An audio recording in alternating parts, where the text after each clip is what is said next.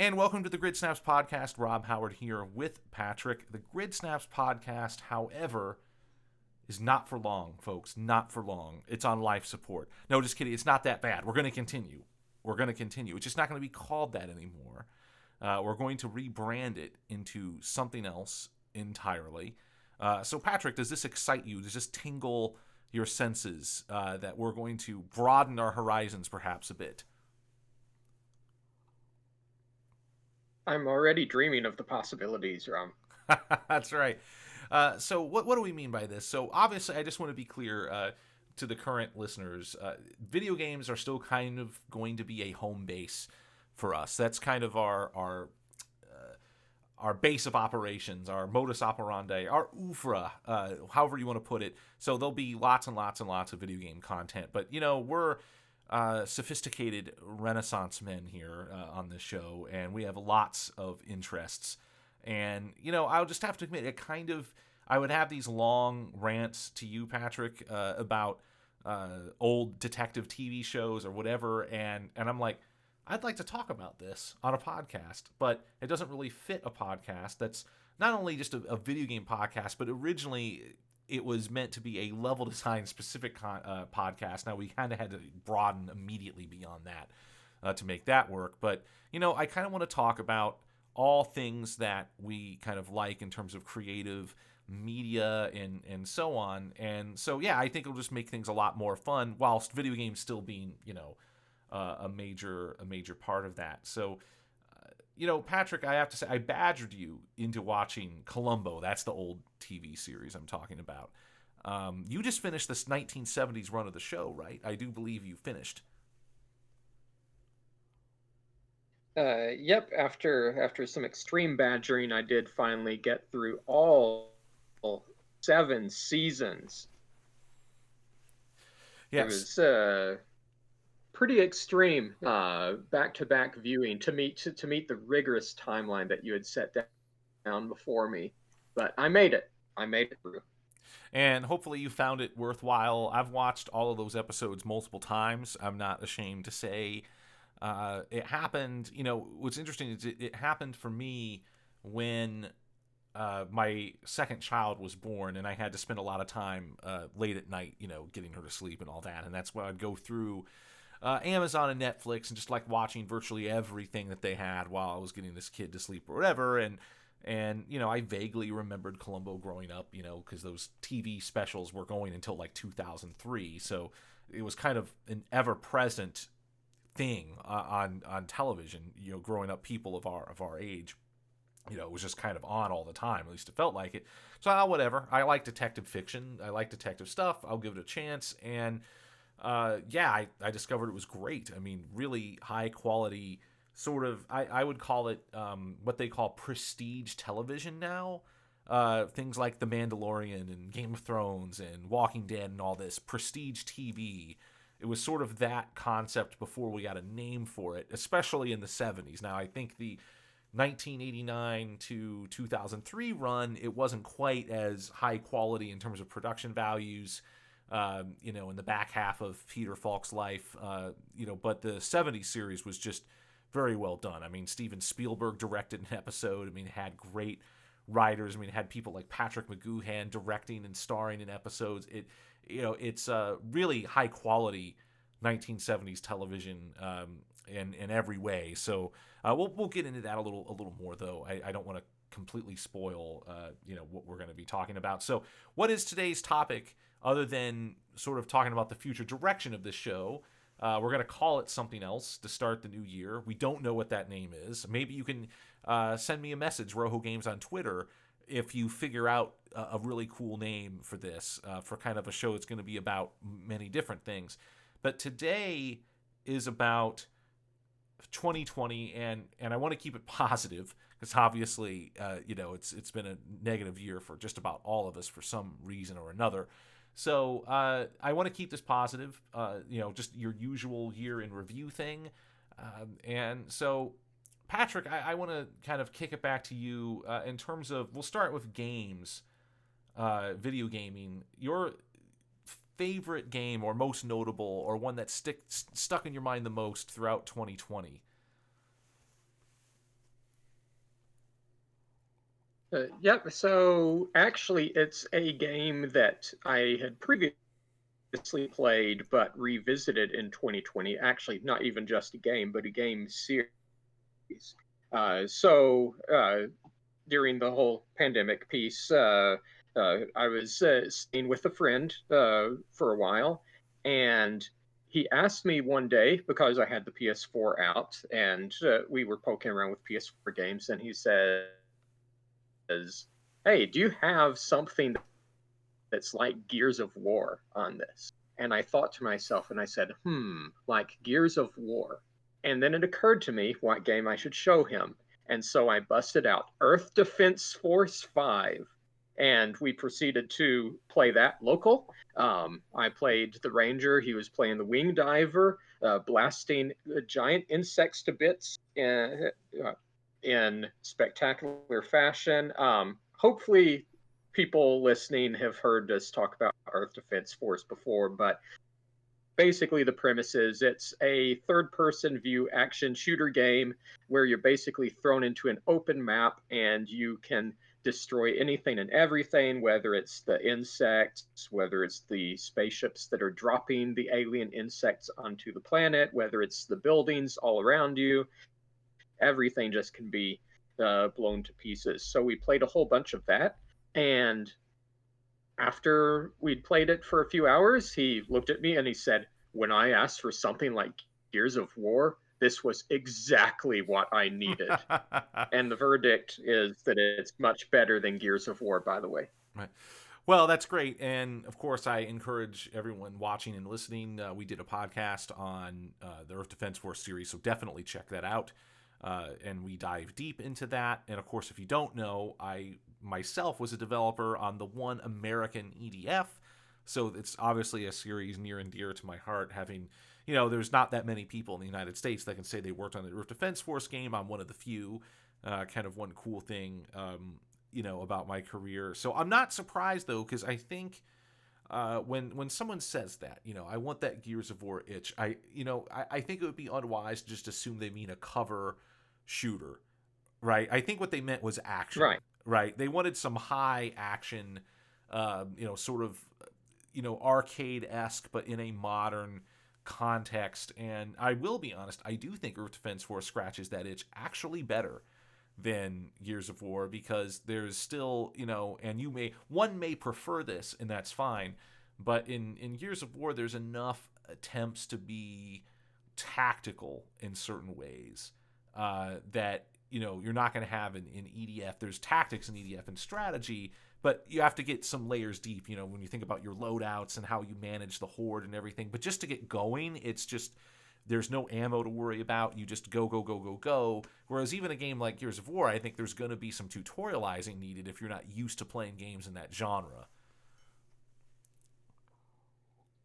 Yep, I would agree. And the other thing about Gears of War versus Earth Defense Force, because you're mentioning being tactical, and I think there's some of that in both games, but you can see it more plainly. You can see the path that the developers want you to go down more plainly in Gears of War, whereas in Earth Defense Force, it feels more open. Now, after playing it a long time, because believe me, we played it a long time. You can actually see where soldiers have been placed and everything, where there is a quote unquote preferred path through the Right. stages in EDF, but it doesn't feel quite so obvious. So it's certainly very tactical, but it feels more like you're coming up with your own tactics as opposed to following the tactics that have been laid down in front of you. Right, right. And so I remember you talking about that at the time, and I'll share one of my gaming experiences, and I'll go ahead and change the view screen for those watching here. Um, okay, so my game that I played in early 2020 was Fire Emblem Three Houses. It was a Christmas gift, Christmas 2019, and I probably started playing it probably around March, I'm thinking, if I remember right. And it is a game with a lot of content, so it probably wasn't until the end of the semester. I say the semester because that's my gig now. I teach, so I think in terms of semesters again. So I think probably by the time the semester was over in May, I was about done with it.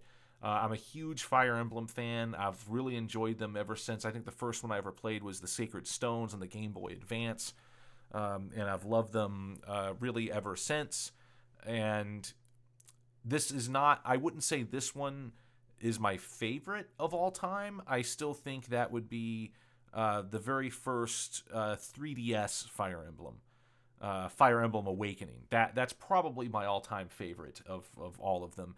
This is right up there, though. I think it's really good. I do think the previous Fire Emblem, which was actually broken apart kind of Pokemon style into several different games, Fire Emblem Conquest, Fire Emblem Fates, Fire Emblem blah, blah, blah.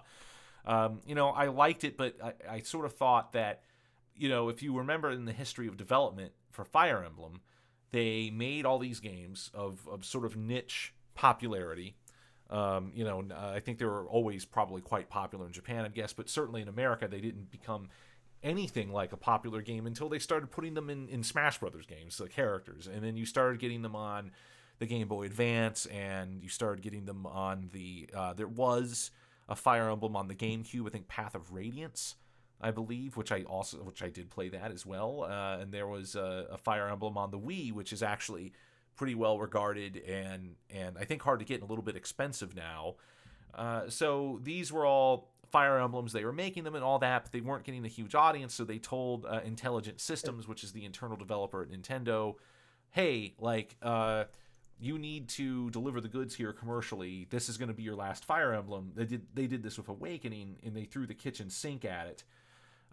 With like a greatly enhanced sort of relationship system between the characters and all kinds of interesting world building things, and it was massively successful. So I feel like the game before Three Houses, they sort of did that thing where they were like, okay, this game where we threw everything but the kitchen sink at it succeeded, so for the next one we're going to do that even more, right? It's kind of like the difference between Resident Evil 4, 5, and 6, where it's like in Resident Evil 4 and 5, they were like, wow, when we really ramped up the Michael Bay-esque action, this really resonated. So for Resident Evil 6, we're going to go, 15 out of 10 on that, to where it kind of breaks the spell the game is trying to make a little bit. It almost becomes too much of a good thing. I think that's what happened with the previous Fire Emblem. This one I think is a good step forward, where, some of those newer elements are there, but it's not quite as sort of, crazy town as I think the last games were. So I think it's a very good game. I'd put it in top 3 or 4 Fire Emblem games I've played. And so now that I've pontificated about that, Patrick, do you have another gaming experience of 2020 that you remember fondly or even negatively?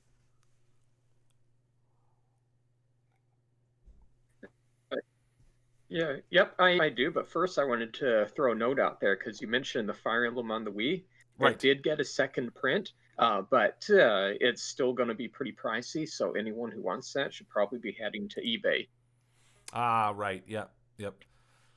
Just gets ridiculous like the GameCube one. Right. So, yep, yep. Another game that I played, and this is actually one that came out in 2020, is Kandagawa Jet Girls on the PS4.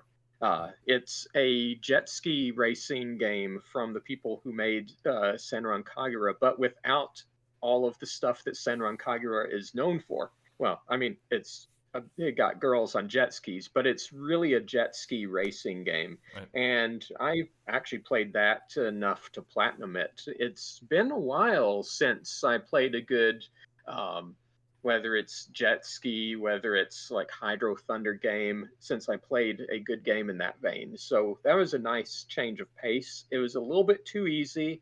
I still think Hydro Thunder, especially the one that was released on Xbox 360 and PS3 is better, but it definitely scratched that itch for me because I'm a fan of racing games in general, and the water racing is kind of its own little subgenre within that I particularly enjoy.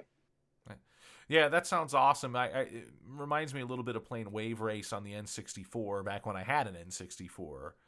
I think you're right. There's something about racing in water that has just a completely different. I mean, no, that sounds obvious when you say it, right? Of course, it's supposed to have a completely Right. different feel, but it does, right? And it's cool. It's a fun thing to sort of have that buoyancy in the water, and those kinds of physics, which is interesting because I think if you apply those physics to a car on a track, it would feel terrible because your brain would fry a little bit. Right. The floatiness is accepted when it's on the water.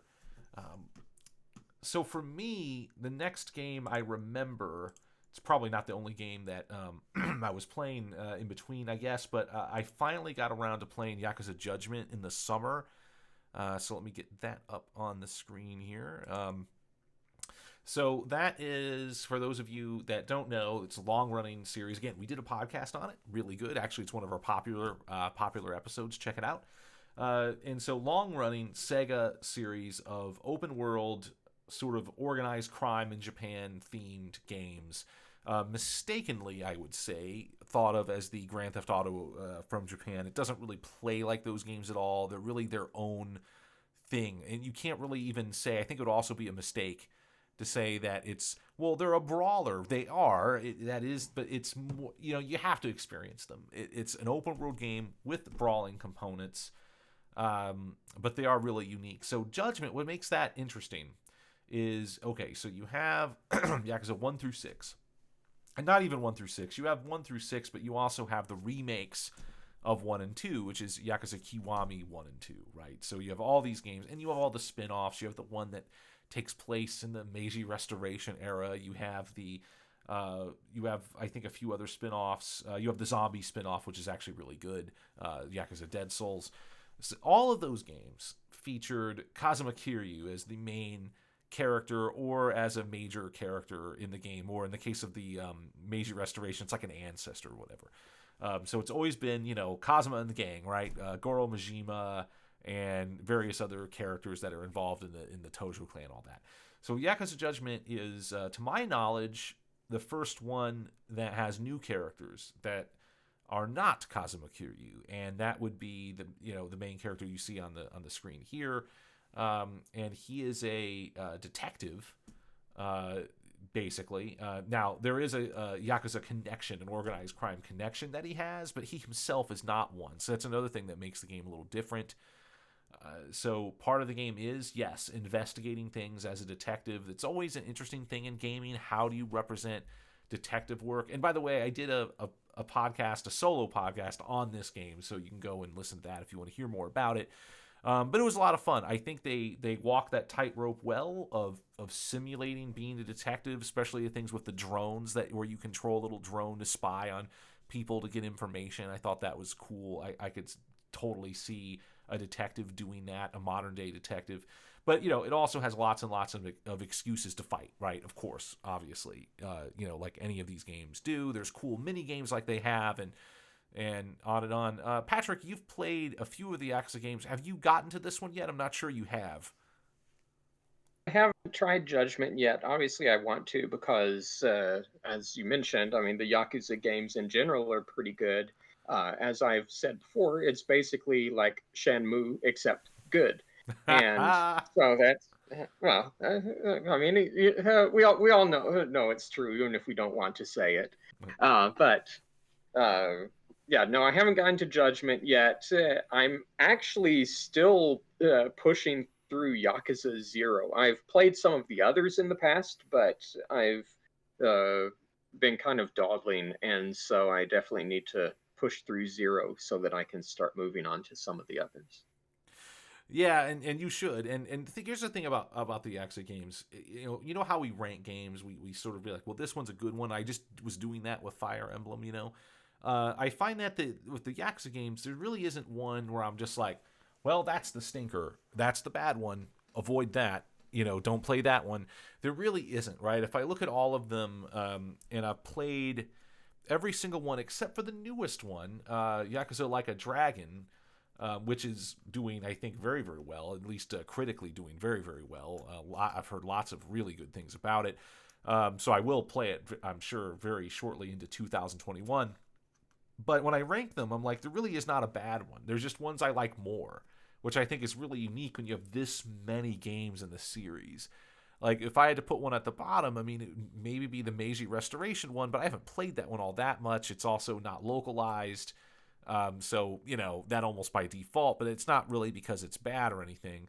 Yakuza Zero, the one you mentioned, Patrick, would be still my favorite out of all of them. I think that's just a spectacular entry. But there's so many good ones. They're all good in their own way. I mean, maybe I would put Kiwami 1 and 2 a little lower down only because they are remakes, but it's not because they aren't good. I enjoyed them a lot. But so just putting the remakes aside, I would say Yakuza 0 is my favorite. I would say Yakuza 4, 4 and 5 are right up there because it's really fun to play as those different characters. You play as many different characters in those in 4 and 5.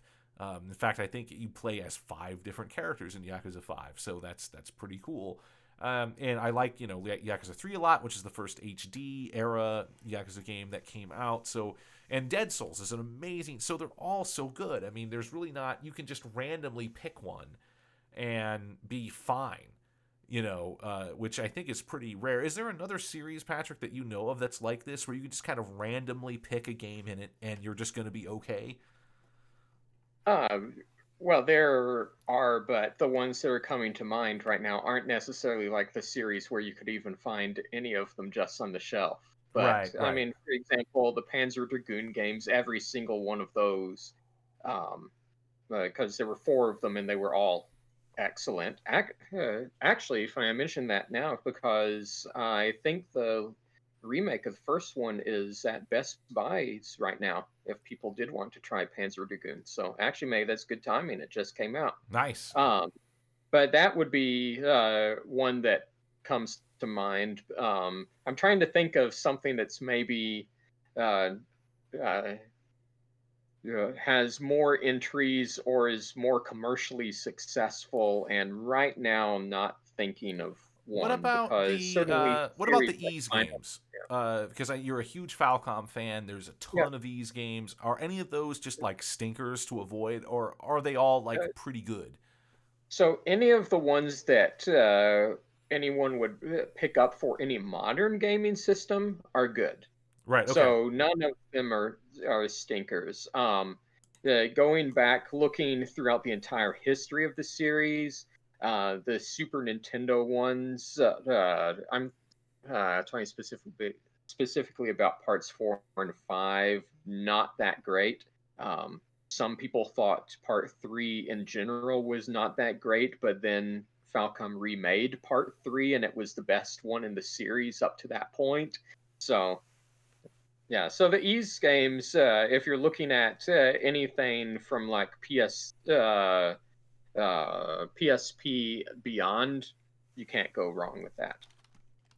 And that actually is a good segue, and I actually neglected, so I'm going to do this right now. Do it live, get an image up of here, image of this game, because I did finish it. I didn't start it in 2020, but I finished it in 2020, and it's talking about Falcom, and we podcasted about this. That's the thing, every game we're talking about here, except maybe for Fire Emblem Three Houses, we podcasted about specifically. And Kandagawa Jet Girls. We didn't podcast that one yet either. We did not, and I somehow suspect we may not find time to get to it. So it would be Tokyo Xanadu is what I'm talking about here.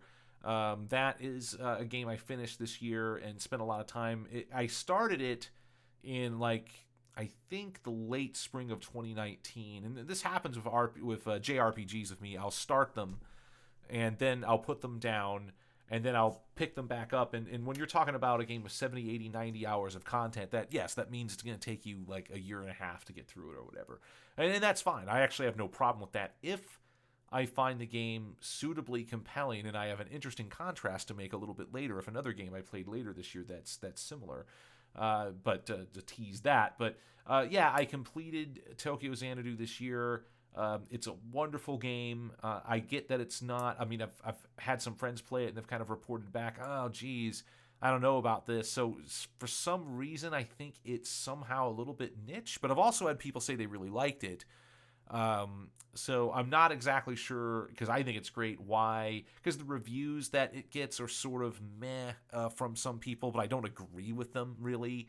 So it's hard to know why it wasn't more celebrated, honestly, when it came out. I mean, it was originally a Vita game. I think the last time I brought this up, I said PSP accidentally and raged Patrick, but so I got it right this time. Yeah. It was a Vita game originally, so it's not going to, exploit your PS4, certainly not PS5 if that's what you have now, to any, to its full extent at all. It was meant to be a handheld game, which I actually think helps it quite a bit, Patrick. I think that makes it a better game.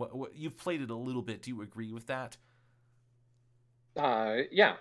I mean, in terms of being able to pick it up and come back to it and everything like that, yeah, that handheld mentality makes it very easy to return to. Because one thing with RPGs is that sometimes if you stop playing it and then come back to it in a few months, it's it almost feels like you should just start the game over because you've forgotten the systems, you've forgotten how to play, everything like that. And Tokyo Xanadu is not at all like that. You can jump right back into that one really easily because it was designed to be like that. Right. That's part of the handheld design. And one thing I would mention, because when you're talking about how it wouldn't push visually the PS4, PS5, which is completely true, it won't.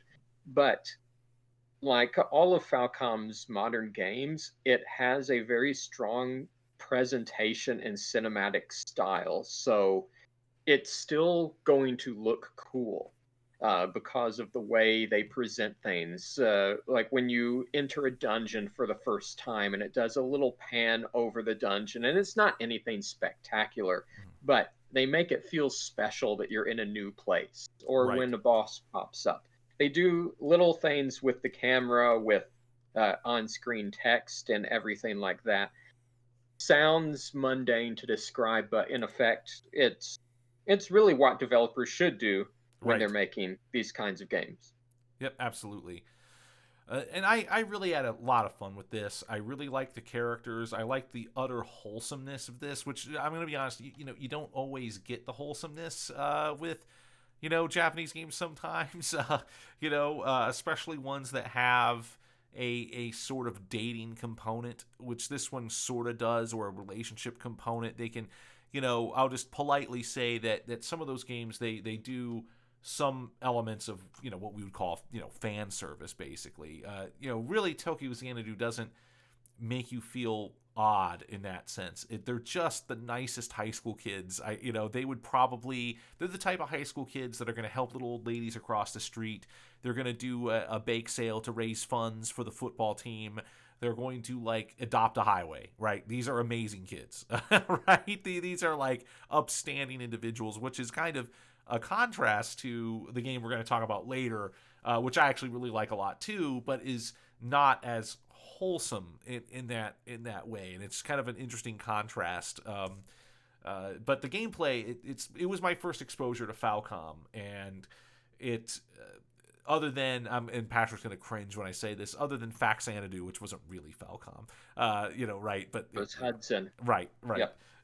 So other than that sort of exposure, so I really liked the action RPG systems because there's enough meat there. It's that balance where if it was like a Platinum Games, if it was like a Bayonetta thing, or whatever, where it's like really like you really have to zone in to get that combat right, and to, really feel like you're going to do it well, then that could be maybe a little bit too much, but there's enough here. But if it's too simple, then you feel like you're not doing anything.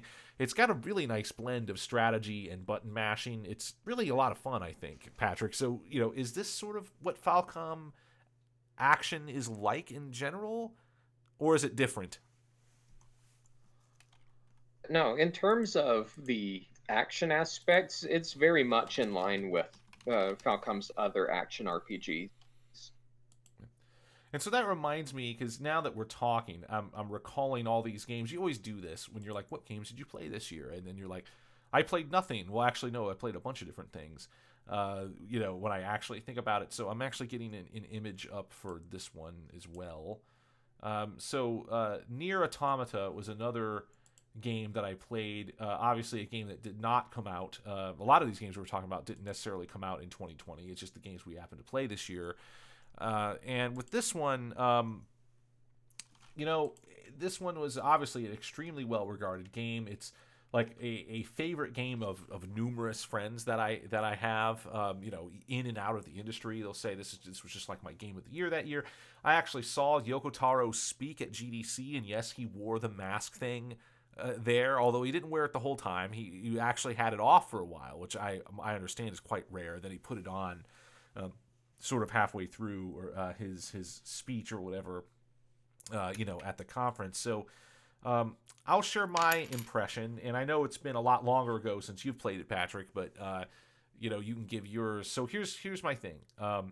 Great combat, awesome world, right? I love the boldness in the game design. Like, okay, we're gonna have some bullet hell elements, we're gonna have overhead shooting elements, we're gonna pan the camera out, and we're gonna make it like a side scroller in this moment. I mean, it's very bold, and you're not used to seeing that in anyone, from anybody really. It's that kind of boldness where you're doing a whole bunch of different things. It breaks a lot of conventional rules of development, which is you don't want to do 10 genres okay, you want to do one genre great, and that would just be conventional wisdom. If someone in a AAA studio in America tried to do those things, they would be shouted down because that's just not how you make games, right? So I really admired that part of it a lot, and I enjoyed that part of it a lot.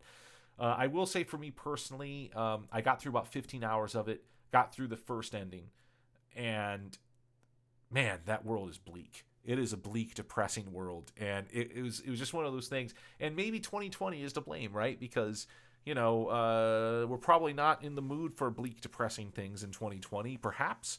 And so I'm like, I got a good taste. 15 hours is enough. I can move on. What did you think of it, Patrick? Do you have any recollections?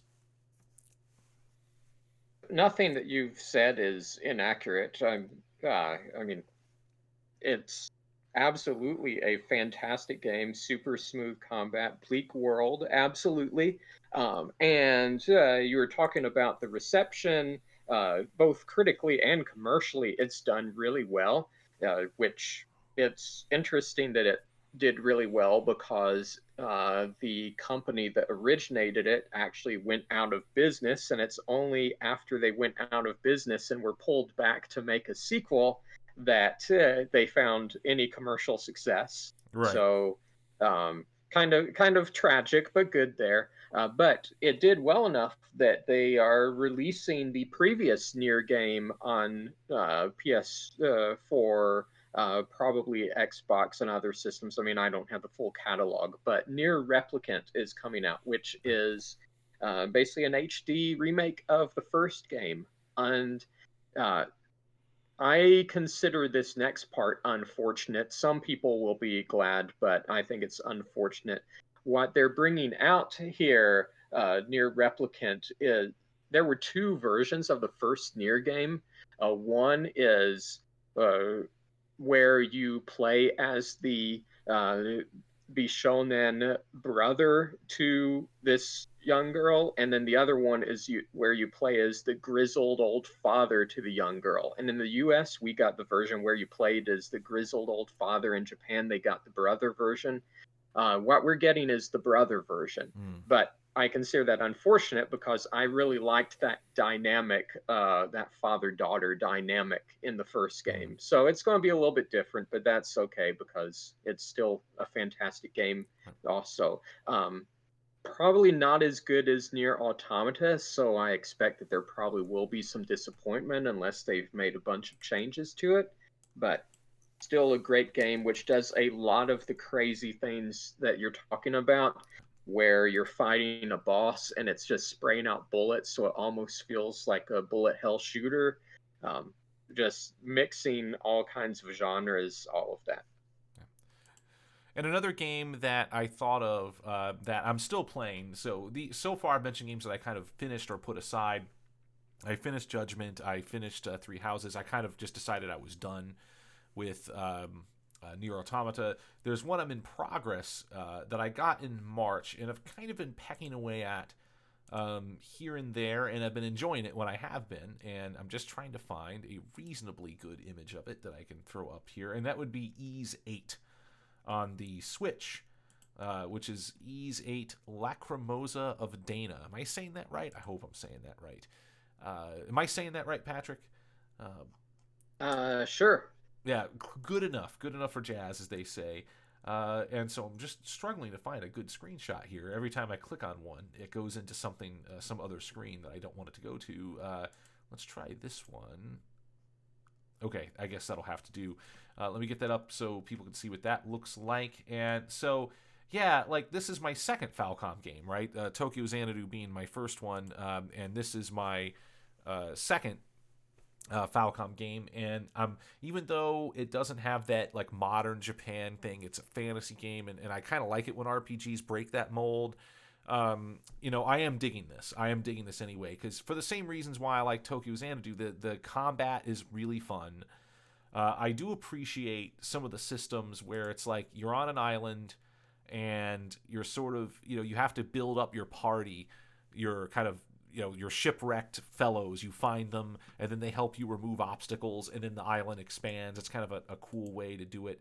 Now, one thing I wanted to mention to you, Patrick, because you are a great expert in Falcom, is this character that you play as. I think his last name is Kristen, I think. Yep. So yep. Adol Kristen. Is this a recurring character throughout numerous Ys games? Yep, he is. So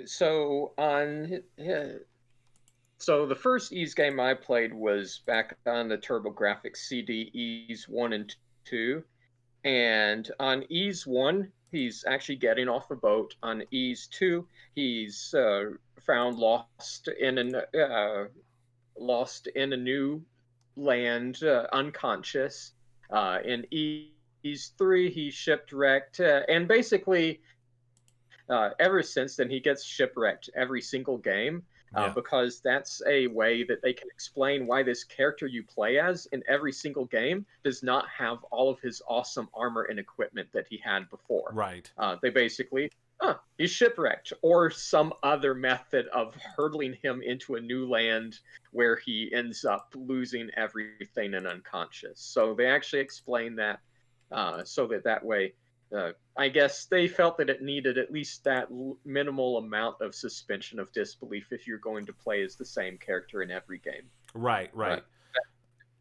And that's cool, and it's a wonderful game on Switch, right? Because even though it wasn't necessarily designed for handheld like Tokyo Xanadu, it still seems to have that, like, yes, it's an RPG, it has RPG systems, but I've picked it up on and off, and I don't feel like I've been hurt by that. Right. Yeah, they've always been very playable, except for maybe Ys 5 started to go more of the traditional RPG route, but then there was like a gap of 7 or 8 years before the next Ys, and I think it's because that one was not very good. But on the topic of Falcom, I was going to say, you said that this is your second Falcom game, and we already know what your third will be. Yes, that'd be the game. Yep. Yes, there's Tales of Cold Steel, right? I have that Trails. sitting. Yep. Trails. Yep. Is it Trails of Cold Steel? Trails. Yep. Yes, Trails of Cold Steel. That's sitting in the shrink wrap, and in my TV stand right now. So that'll be a game of 2021, most likely. We'll see.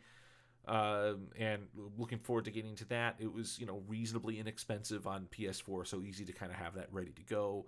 By the way, you might be wondering if you're listening, like, do you guys ever play AAA, like, Western releases? And to me, the answer is this. I really wanted to play Ghost of Tsushima this year, but I just didn't get to it. And I didn't want to spend money on a AAA game that was going to be $60. I think it is cheaper now, without, thinking I was going to get to it right away. So that is definitely going to be a game I tackle in 2021 for sure. Definitely want to play that. Very interested in it. But gosh, for me, this was not a year in which the AAA industry in the West delivered a lot that I was super duper excited about. I knew Cyberpunk 2077 looked cool, but I also knew I had no idea that it would be kind of this disaster in terms of the current gen consoles not running it well. But I also knew it was probably not going to run well in those. And once I kind of made that decision that I am not going to upgrade my PC. My PC can run games just fine, but it's it's getting long in the tooth now. I upgraded the graphics card last year, but it was a mid-range card, so it'll probably run okay on my PC. But I'm like, certain games I would rather play on a console, so I'll just wait until eventually I get a PS5 or something. I don't know. Do you have any feelings about Cyberpunk 2077? Does that tickle your fancy at all? Definitely a game that I'm interested in because of the cyberpunk theme and everything like Right. that. I am disappointed that it's uh, not better geared towards the. Yeah, I guess now it's not the current gen of consoles, the last gen, but I Right. am disappointed that it's not better geared towards that, because that really restricts the audience who can play it, including me, Yep. because good luck finding one of the current consoles. And yeah, I don't feel like upgrading a PC for one game. Sorry, won't do it. Right. And my policy, people would think, well, you're in the industry, Rob. You have to get all the consoles immediately. And my stance on that is, well, I'll do that for Nintendo consoles. I'll get them immediately. I've never felt like I've profited as a gamer from having a Sony or Microsoft console at launch. Now, the Sony console, I will definitely be on that. I'll get a PS5 probably next year, maybe even as early as the next Earth Defense Force game comes out. Like, that'll be the big drive for us, I think, both to get one. But that's because, look, we both love Japanese games a lot, and, it's going to be Nintendo and Sony, Sony and Nintendo, right? That's just generally how it goes. And so really the one I'm really not motivated to get right now is the Xbox One X, especially because I had an Xbox One, and yes, I had the Master Chief Collection on it, and that was cool, but that was really it, and it was the least used of all the consoles I had last year, so I'm just not hot to trot to update my consoles right now. I'm happy to roll with the Switch, PS4 as my, and sometimes PC is my gaming sort of systems of choice. Is that kind of where you're at, Patrick? Switch, PS4, maybe a little PC? Yep. Yep, pretty much. Yeah, yeah. I mean, I've got so many games here that I still need to play through that there is very little reason for me to pick up any new console right now. Once the games start coming, then we'll reevaluate. But Right. right now, don't really need them, so I can certainly wait. So moving on ahead here throughout our kind of year in gaming. So we talked about I talked about Ease 8. I talked about Yakuza Judgment. So the next one that I really got into for a while, and I really got deep into this for a while, much to the chagrin of my wife, which I'll explain in a little bit, would be this game I just put on the screen, Persona 5.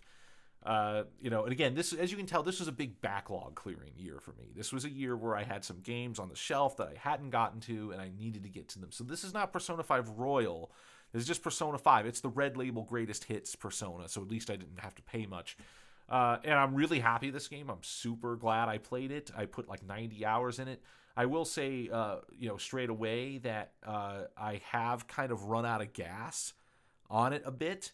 And in a second, I'll talk about maybe why that is. But lots to like. I mean, obviously, look, it's Atlas, who, and they create awesome RPGs. The whole, Megaten universe, which honestly, most people entered the Megaten universe through not just Persona games, but possibly Persona 5. And they online, I know there's a lot of people that joke about this, that there's a lot of people that's all they played. It's the only Atlas game they played was Persona 5, right?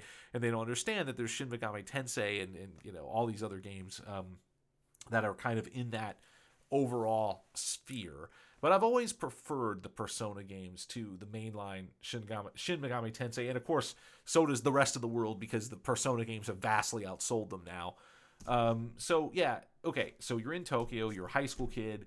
and you have these kind of oddly supernatural things going on. That's what makes it like Tokyo Xanadu, right? So it's interesting that I played Tokyo Xanadu and played this. High school kids in Japan, supernatural stuff. However, and there's also kind of like this day cycle. You go to school and you do stuff and then you fight and blah, blah, blah. That's kind of where they divulge, though. There's some really interesting differences. Like, one, just from a deep game design perspective, obviously Persona is turn-based versus the action RPG element of Falcom. And I think that's where advantage Falcom. I'm going to be honest with you. Advantage them.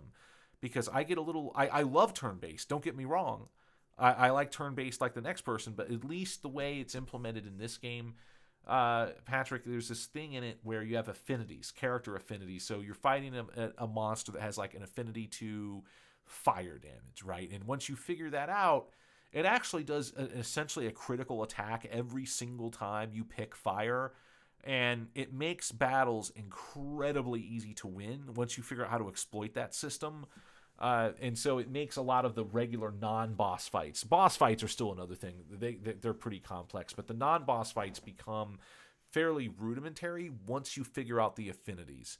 And then once that happens, then the game starts to drag, right? Then it starts to have, and this is all JRPGs. This is a weakness of JRPGs, even though I dearly love them.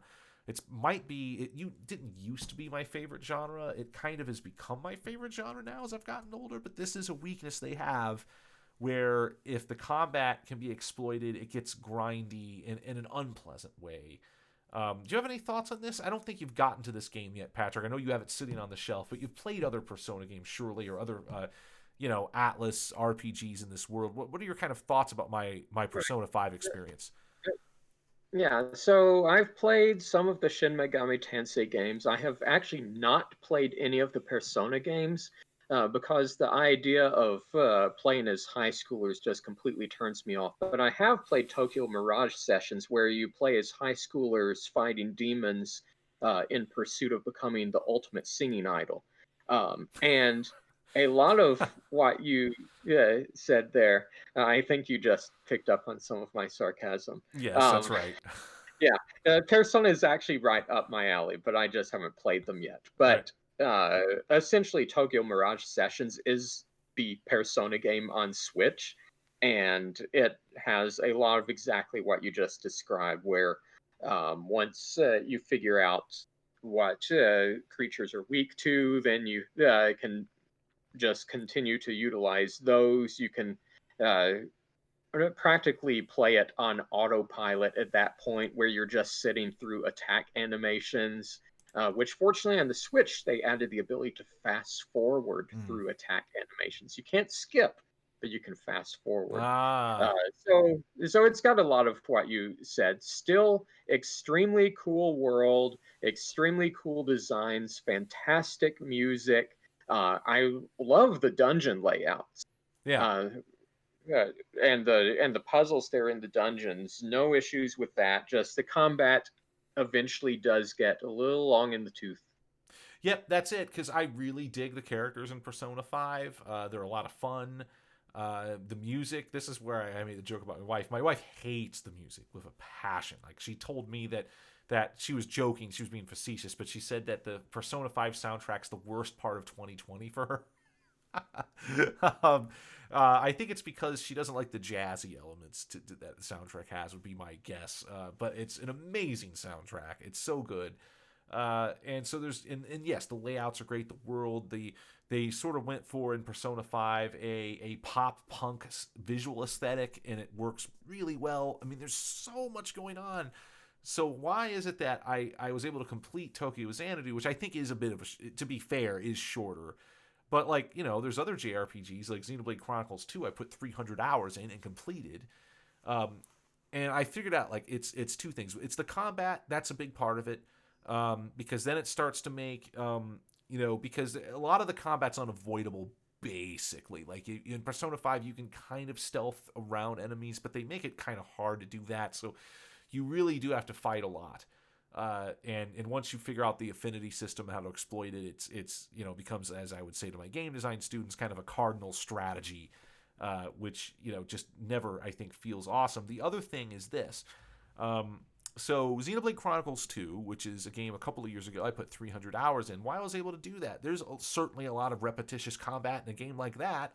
Now it's kind of the MMO-ish real time with pause. I don't know if that's quite right, but the sort of you click an attack button, there's a can animation, but it's not turn based, so it's that MMO-ish combat.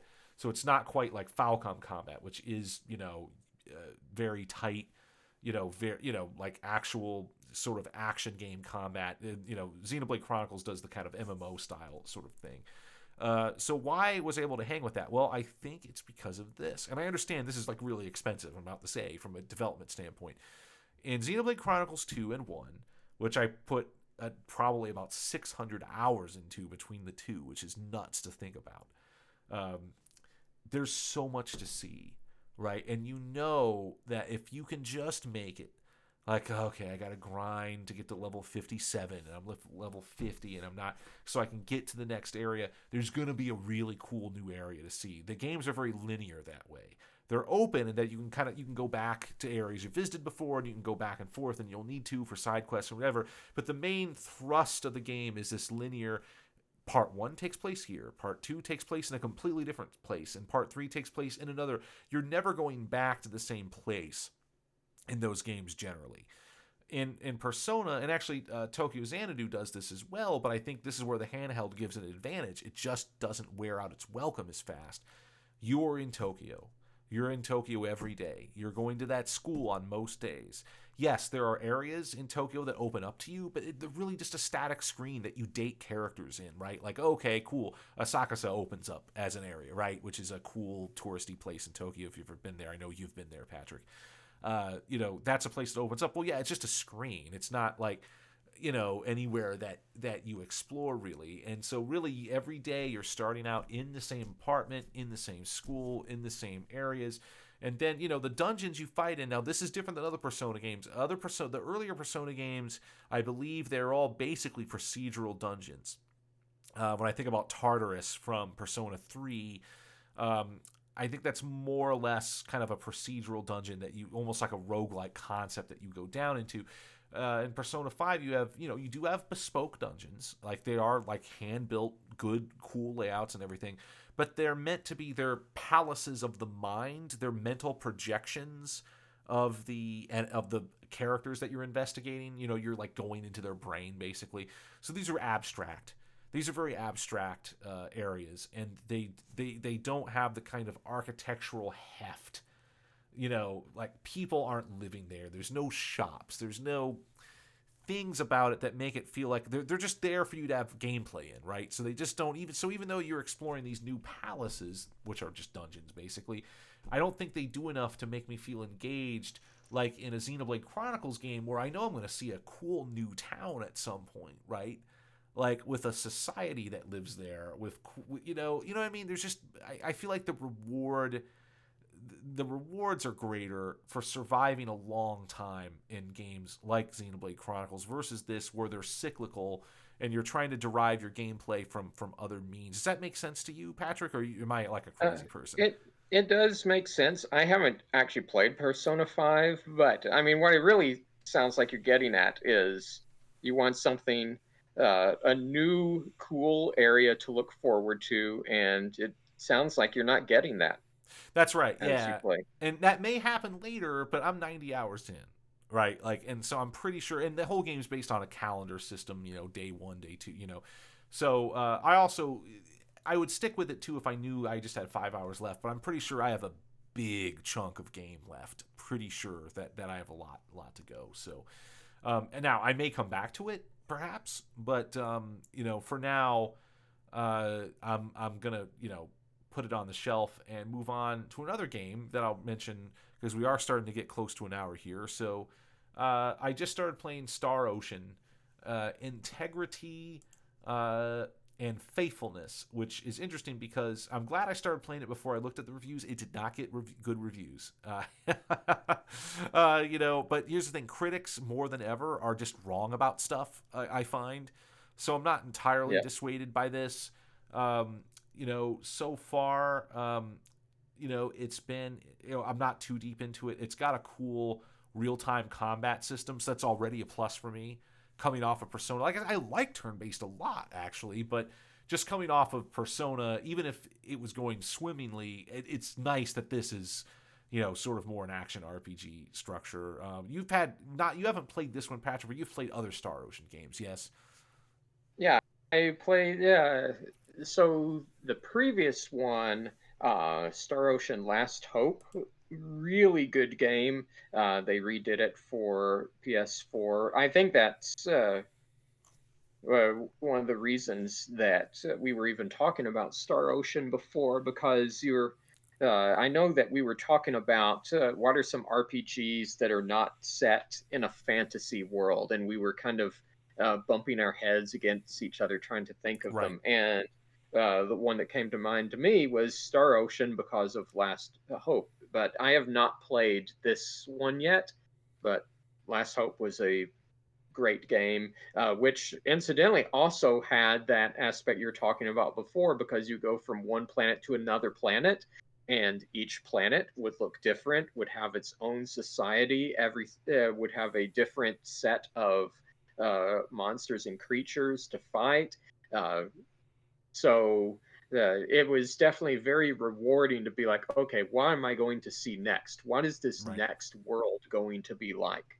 And some worlds were better than others, but just knowing that you were going to see an entirely new environment and culture was pretty cool. Right. So yeah, and that for me anyway, kind of wraps up my year in gaming.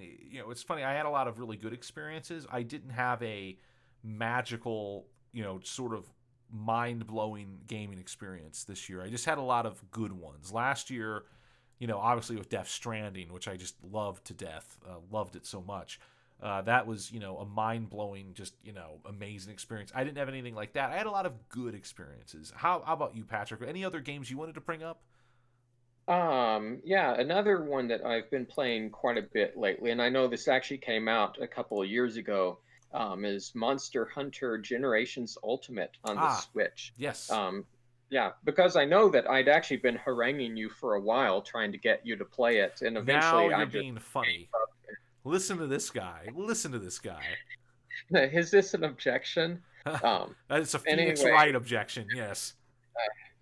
Um, but at this point, I've put in some hours on it. I don't know if I'm up to 200 yet, but I know that I'm over 150 hours on it.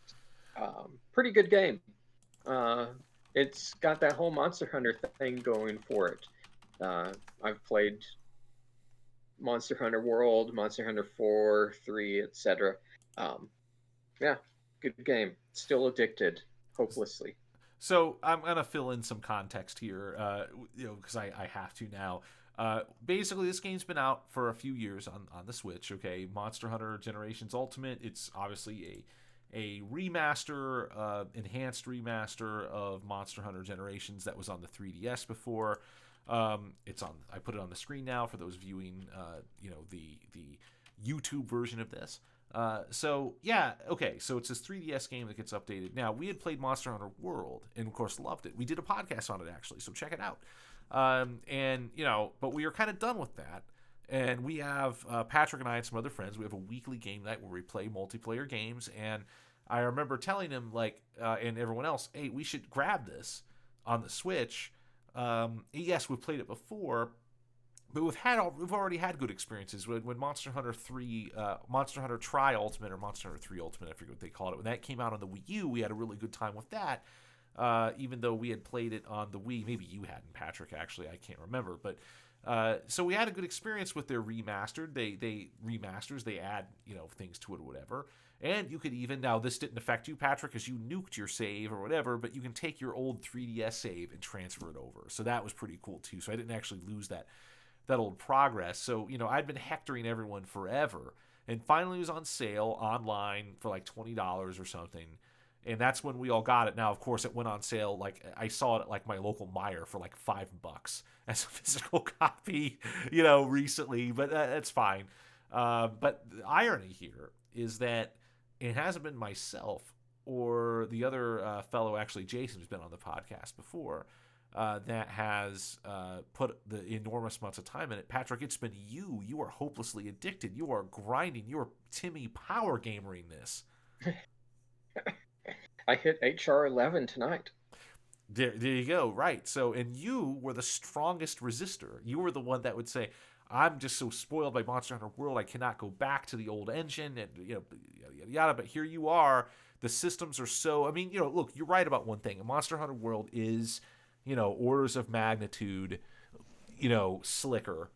I'm not gonna say better, but it's slick. It's much more slick, right? The environments are they're for modern consoles and PC, so they're really intricate, and they're there's even a lot of really good, I think, service to the player that happens in Monster Hunter World. I mean, things are just easier to do in general. There's a lot of really good things, but here's the thing: Monster Hunter is still, as it turns out, Monster Hunter. All those things that made it addictive and a worldwide phenomenon for Capcom are still present in this older remastered game, as it turns out. So that's been kind of gratifying to see, I think.